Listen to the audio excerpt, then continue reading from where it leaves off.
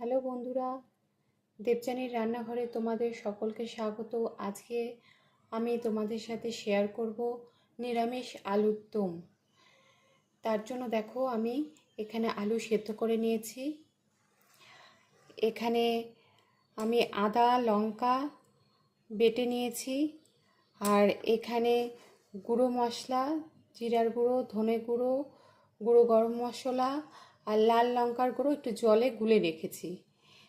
আর এখানে রেখেছি কিছু মটরশুঁটি আর অর্ধেকটা টমেটো কেটে রেখেছি। একটু গরম হলে তাতে আমি একটু সরষের তেল দিয়ে নেব।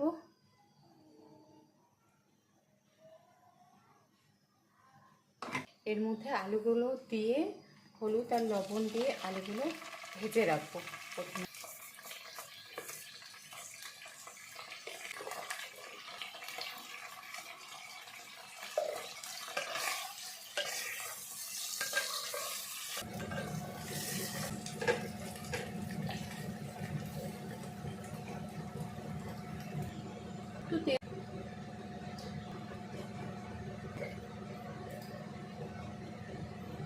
জিরা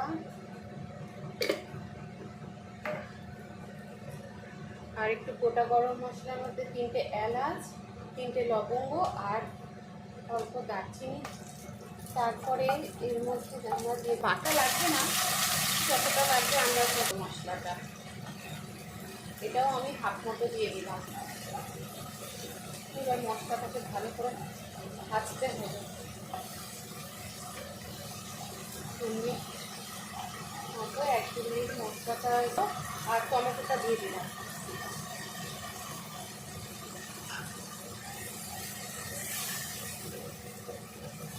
এটাকে দিয়ে মশলাটা কষাতে হবে।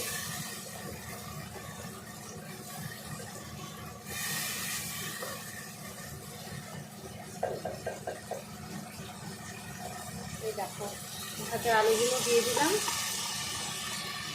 আর একটু জল দিলাম, অল্প একটু জল দিয়ে দিলাম। জল দিয়ে এগুলোকে একসাথে আলুগুলোর সাথে এটাকে একটু কষাতে হবে। ফুটিয়ে নিলেই রান্নাটা মোটামুটি হয়ে যাবে।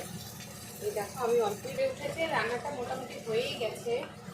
এবার নামানোর আগে একটুখানি ঘি আর একটুখানি এই অল্প একটু শাহি গরম মশলা দিয়ে দিলাম, একটু টেস্টটা ভালো হয়। অল্প ঘি দিয়ে দিলাম।